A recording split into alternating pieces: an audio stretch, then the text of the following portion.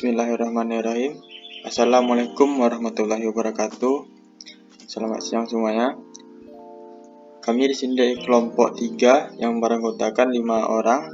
Yang pertama, Aldo Lorenza, Bayu Hidayat, Fran Hendrik, Sony Irsan, Syahputra, dan Muhammad Rizky.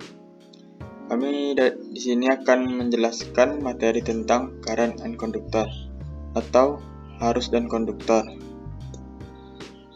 Baiklah, langsung aja selanjutnya, slide berikutnya yaitu tentang arus dan kerapatan arus yang akan dijelaskan oleh saudara kita yaitu Aldo Lorenza. Pada Aldo Lorenza dipersilahkan. Saya Aldo Lorenza akan menjelaskan tentang arus dan kerapatan arus. Muatan listrik yang bergerak membentuk arus.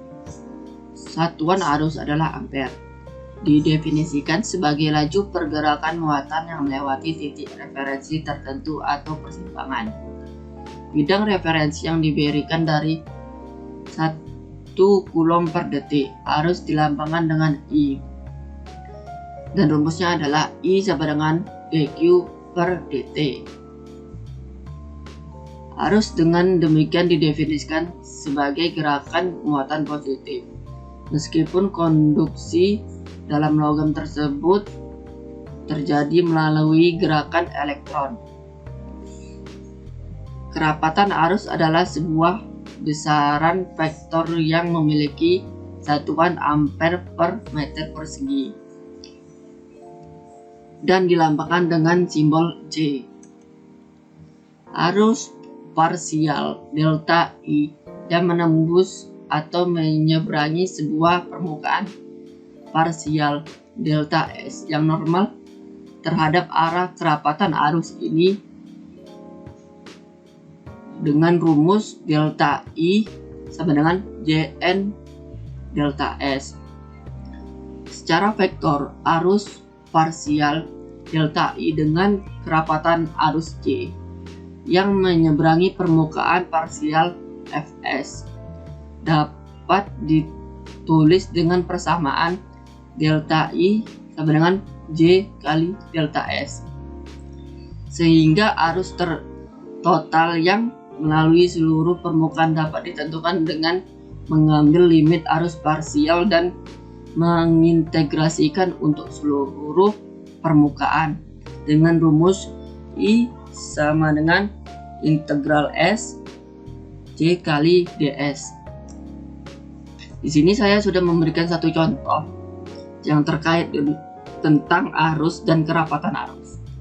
Langsung saja kita ke contohnya. Arus sebesar 3 ampere mengalir melalui kawat selama 6 second.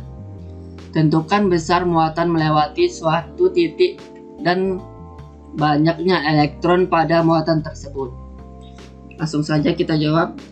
Diketahui arus listrik sebesar 3 ampere dan selang waktu yang sebesar 6 second. Yang ditanya adalah muatan Q dan jumlah elektron E. Langsung saja dijawab I sama dengan Q per T.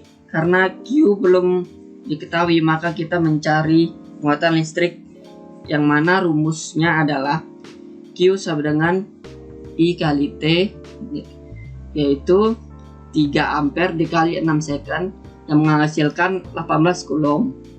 Muatan 1 elektron sama dengan 1,6 X 10 pangkat min 19 Coulomb. Jadi jumlah elektron sebanyak 18 Coulomb per 1,6 X 10 pangkat min 19 dan hasilnya adalah 11,25 X 10 pangkat 19 elektron. Untuk penjelasan selanjutnya akan dibacakan oleh kawan saya yaitu Muhammad Rizky. Pada Muhammad Rizky dipersilakan. Nah, di sini saya akan melanjutkan presentasi yang mana pada kelompok kami yang berjudul tentang arus dan kerapatan arus. Oke, di sini pada slide-nya di mana yang kita ketahui kerapatan arus itu berhubungan dengan kecepatan muatan volume pada suatu titik. Nah, unsur muatan itu dapat dilakukan persamaan delta Q sama dengan rho V dikali delta V sama dengan rho V delta S dikali delta L. Nah, seperti pada gambar selanjutnya yang ini, pada gambarnya itu untuk menyederhanakannya penjelas bahwa di setiap elemen muatan berorientasi dengan tepinya sejajar dengan sumbu koordinatnya dan hanya memiliki komponen kecepatan X. Nah, di selang waktu T, elemen muatan telah bergerak sejauh X, seperti pada gambar di gambar 1. Jadi persamaan muatannya itulah delta Q sama dengan rho V dikali delta S dikali delta X. Nah, tegak lurusnya tersebut terhadap arah gerak dalam pertambahan waktu delta T-nya. Nah, jadi bisa dibuat persamaannya yaitu delta L sama dengan delta Q per delta T sama dengan rho V dikali delta S delta X per delta T. Nah, dari itu kita akan mengambil limit terhadap waktunya untuk kuantitasnya di atas. Jadi kita mendapatkan persamaan delta L sama dengan rho V dikali delta S Vx. Oke, kita lanjut. Di sini pada gambar 1 yang sudah saya jelaskan tadi, pada gambarnya ini bermuatan parsial delta Q sama dengan rho V dikali delta S dikali delta L, yang mana perpindahan sejauh jarak delta T dalam waktu dalam limitnya akan menghasilkan kerapatan arusnya, yang dimana Jx sama dengan rho V dikali Vx. Pada Vx tersebut mempresentasikan komponen X, yang mana dari vektor kecepatan gerak muatan V kuadrat tersebut. Nah, dari persamaan ini kita mendapatkan bahwa kerapatan arus itu dapat ditulis dengan persamaan Jx sama dengan rho V dikali Vx. Nah, sedangkan secara umumnya dapat ditulis dengan persamaan J sama dengan rho V dikali V. Nah, pada muatan yang bergerak adalah itu arus listrik, disebut arus konveksi, dan J atau rho V dikali V adalah kerapatan arus konveksinya. Lanjut kita kepada contoh soal, di mana yang pertama, suatu kawat penghantar berukuran 1,5 mm kuadrat. Jika dialiri arus listrik sebesar 2 ampere, maka tentukanlah nilai kerapatan arusnya. Nah, yang kedua, luas penampang dan kerapatan arus jika diameter kawatnya 0,7 mm. Nah, pertama kita ketahui dulu yaitu arus, di mana dengan simbol I sama dengan 2A, lalu A sama dengan 1,5 mm kuadrat. Nah, untuk menjawabnya, yang pertama yaitu tentang kerapatan arus, yang ditanya yaitu J sama dengan I per A. Itu adalah rumus kerapatan arusnya. Lalu kita jawab J sama dengan 2 per 1,5 mm kuadrat. Nah, dengan hasil 1,33 A per mm kuadrat. Jadi kerapatan arus di sini yang kita dapat adalah 1,33 ampere per mm kuadrat. Lalu pada luas penampang dan kerapatan arusnya jika diameter kawat 0,7 mm. Nah, yang diketahui yang tadi itu adalah I sama dengan 2A. Lalu pada kerapatan arus diameternya itu D sama dengan 0,7 mm. Lalu R sama dengan 0,7 per 2, maka hasilnya adalah 0,35 mm. Nah, yang ditanya adalah A. Jadi kita menggunakan rumus sama dengan P dikali R kuadrat dengan J sama dengan I per A. Nah, lalu kita akan menjawab jawaban yang B tadi, di mana A sama dengan P yaitu 3,14 dikali dengan 0,35 kuadrat dengan hasil 0,39 mm kuadrat. Lalu luas penampang yang kita dapat adalah 0,39 mm kuadrat tersebut. Nah, pada J-nya yaitu J sama dengan I per A sama dengan 2A atau ampere per A 0,39 mm kuadrat. Nah, yang kita dapat hasilnya adalah 5,19 ampere per milimeter kuadrat. Kerapatan arus jika diameternya kawat 0,7, maka hasilnya adalah J sama dengan 5,19 ampere per milimeter kuadrat. Baiklah, pada slide berikutnya yang akan disampaikan oleh M. Sony Irsan Syaputra. Baiklah, Assalamualaikum warahmatullahi wabarakatuh. Saya Muhammad Sony Irsan Syaputra akan mempresentasikan submateri saya dengan judul Continuity of Current atau kontinuitas arus, di mana yaitu prinsip kekekalan muatan menyatakan bahwa muatan-muatan listrik tidak dapat diciptakan oleh manusia dan tidak dapat pula dihancurkan. Meskipun motion positif dan negatif dalam jumlah yang setara dapat secara bersamaan muncul akibat proses pemisahan atomik atau hilang akibat proses yang sebaliknya, yang dirumuskan dengan I sama dengan integral S J dikalikan dengan ds sama dengan minus dQi per dt, yang dari rumusan tersebut didapatkan turunan akhir yang menghasilkan bentuk titik dari persamaan kontinuitas yang dirumuskan dengan dalam kurung delta dikalikan dengan J tutup kurung sama dengan minus partial rho V per partial T.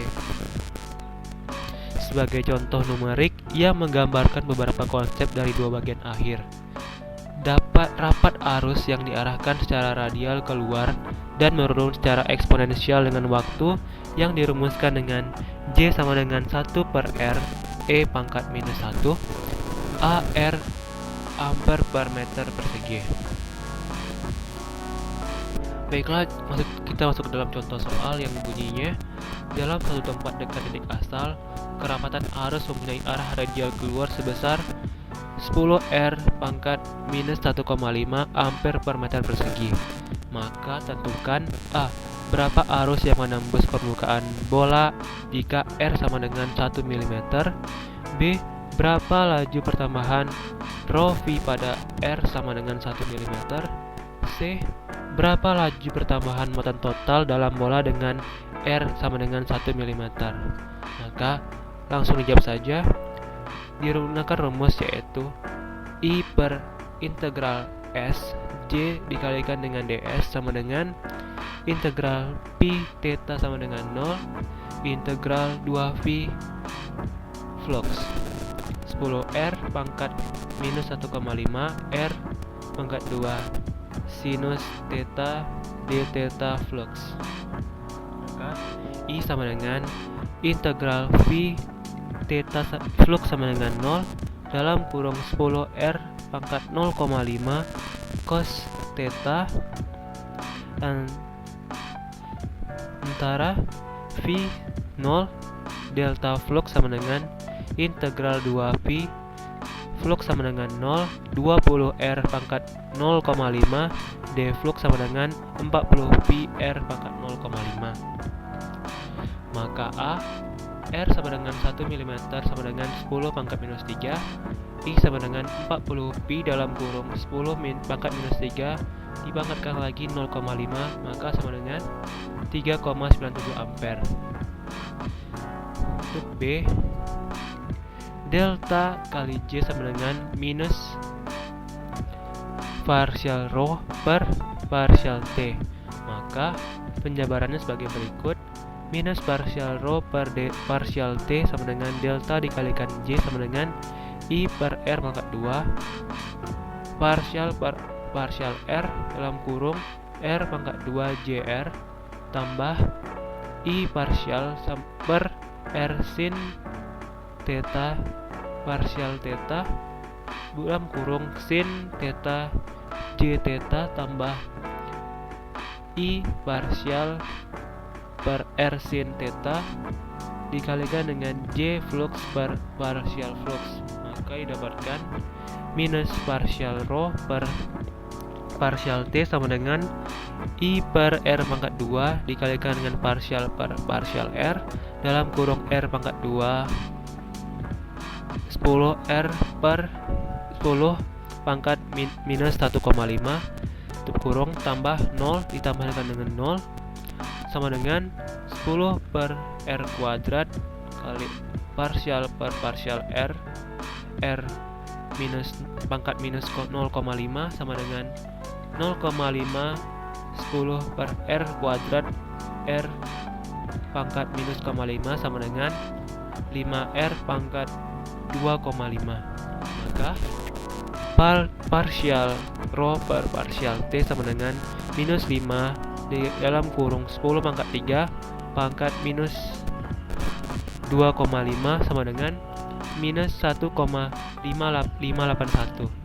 Maka jawaban dari B ialah minus 1,581. Dan untuk contoh soalan yang C, I sama dengan minus partial Q per partial T sama dengan minus 1. Maka didapatkan hasil sama dengan minus 3,97 ampere. Maka sekian yang dapat saya sampaikan, akan dilanjutkan oleh Franz Hendrik. Terima kasih. Assalamualaikum warahmatullahi wabarakatuh. Di sini saya ingin menjelaskan sedikit tentang materi metalik konduktor. Perkenalkan, nama saya Franz Hendrik dengan NIM 119505116. Konduktor logam merupakan konduktor terbaik untuk menghantarkan listrik. Elektron dengan tingkat energi tertinggi disebut sebagai elektron valensi, yang menduduki pita energi yang dinamakan pita valensi. Apabila terdapat tingkat-tingkat energi yang cukup tinggi dalam pita valensi, atau jika pita valensi berseberangan langsung dengan pita konduksi, maka sedikit energi kinetik tambahan saja bagi elektron valensi ini melepaskannya dari inti atom dan menimbulkan aliran elektron. Bahan kristalin padat disebut konduktor logam.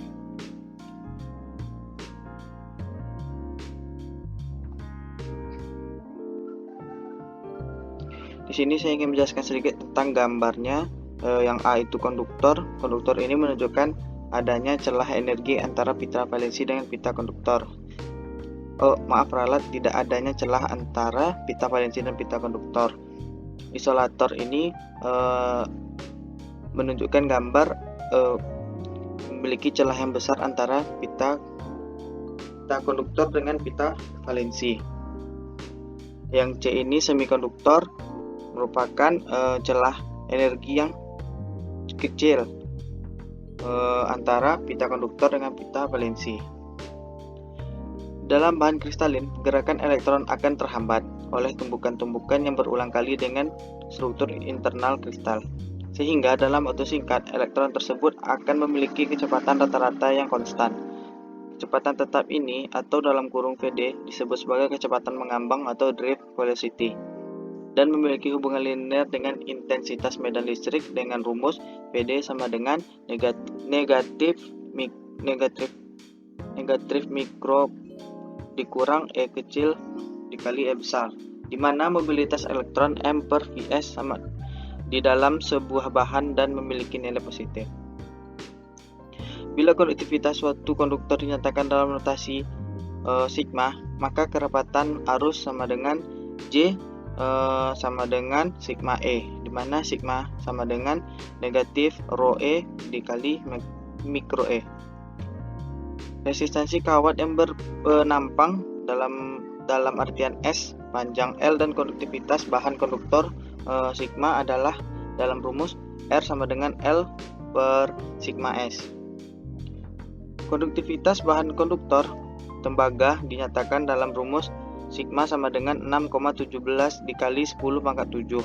Aluminium dinyatakan dalam sigma sama dengan 3,82 kali 10 pangkat min 7, dan perak dalam rumus sigma sama dengan 6,17 dikali 10 pangkat 7. Beda potensial antar ujung kawat atau delta V dinyatakan dalam EL sama dengan IR dikali volt. Contoh soal. Diketahui diameter kawat adalah 0,0508 dikali 0,0254 sama dengan hasilnya 1,291 kali 10 pangkat 3. Luas penampang dinyatakan dalam pi dalam kurung 1 dikali 1,291 dikali 10 pangkat min 3 per 2 akar 2 sama dengan hasilnya 1,8308 kali 10 pangkat 6 meter kuadrat, dan panjangnya 1609 meter dengan menggunakan kondukttivitas 5,80 dikali 10 pangkat 7 S per M. Maka di sini ditanyanya hambatan kawat. Jadi hambatan kawat itu satuannya R.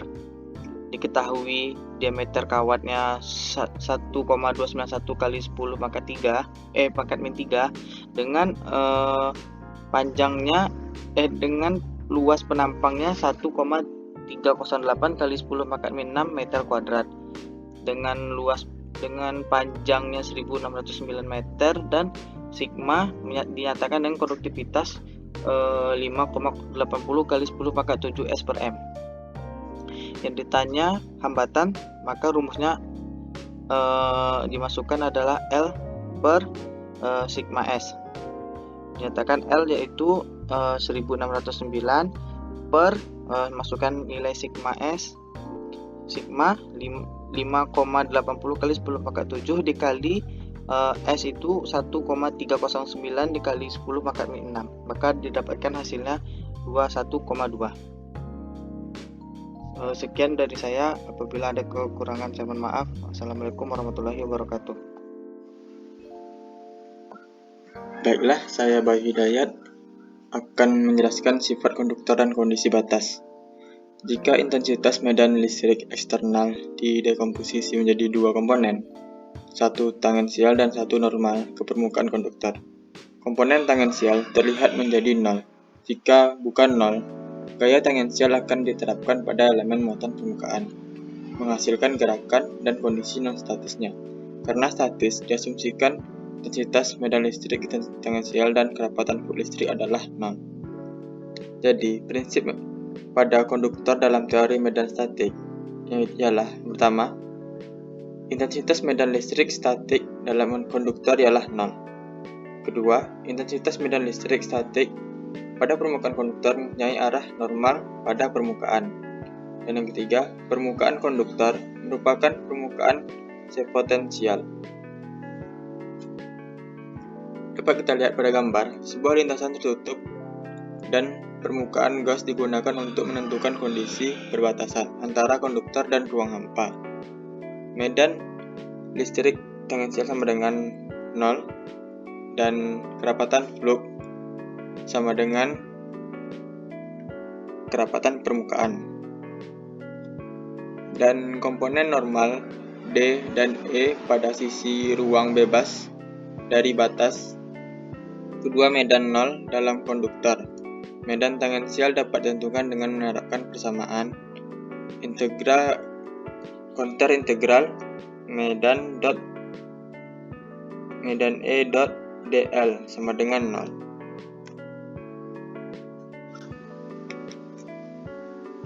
Konter integral kerapatan flux dot ds sama dengan Q.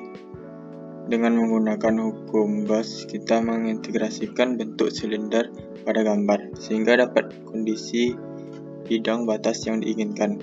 Untuk batas konduktor ke ruang bebas dalam elektrostatika,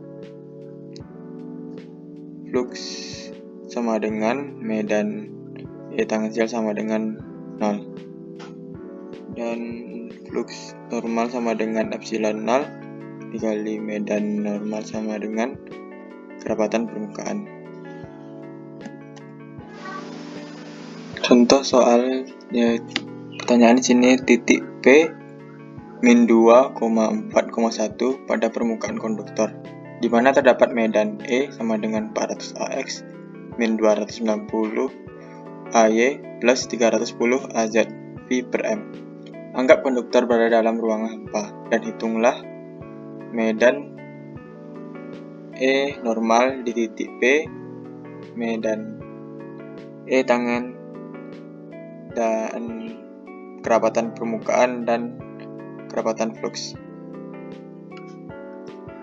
Diketahui medan E 400 AX min 290 AY ditambah 310 Hz dan P 2,1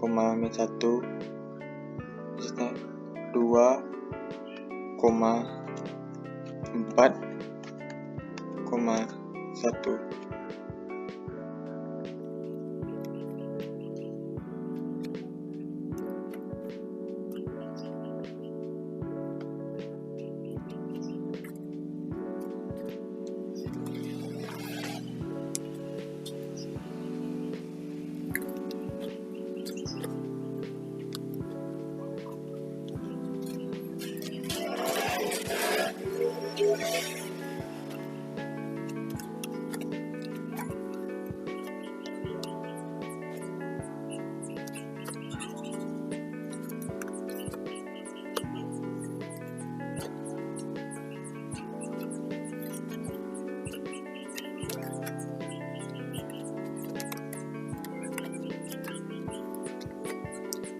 Hasilnya adalah sini medan E normal sama dengan akar 400 pangkat 2 tambah 250 pangkat 2 tambah 310 pangkat 2.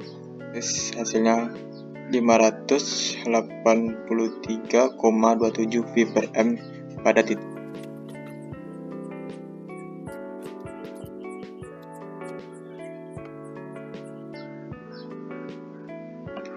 Yang kedua, kita menentukan intensitas medan tangensialnya.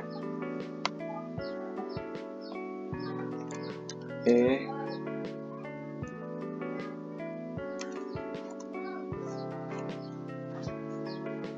sama dengan 0. Karena di sini kita asumsikan intensitas medan listrik statik dalam konduktor ialah selanjutnya kerapatan permukaan.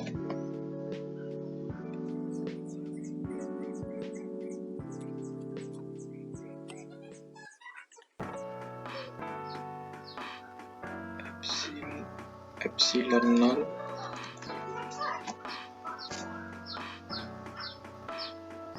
dikali medan normal.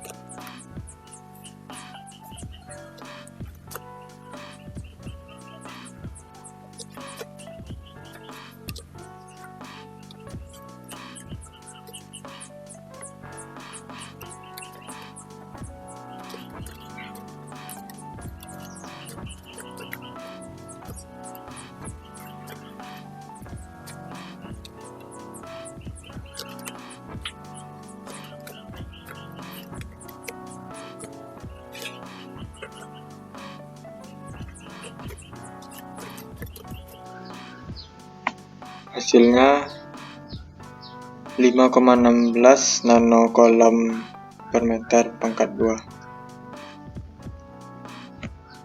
Hasil kerapatan permukaan.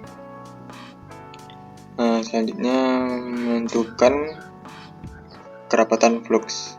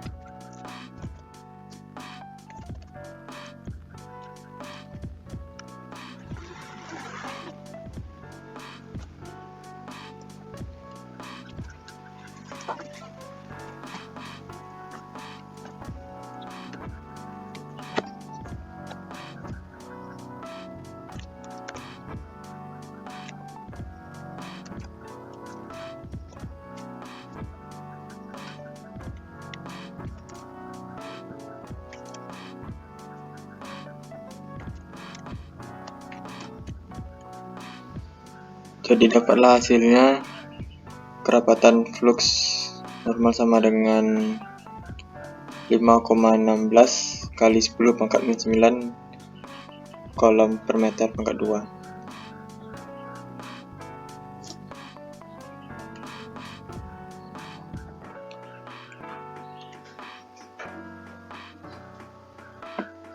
Baiklah, sekian presentasi dari kelompok 3. Jika ada salah penyampaian kalimat, kami mohon maaf sebesar-besarnya. Kami ucapkan Assalamualaikum warahmatullahi wabarakatuh.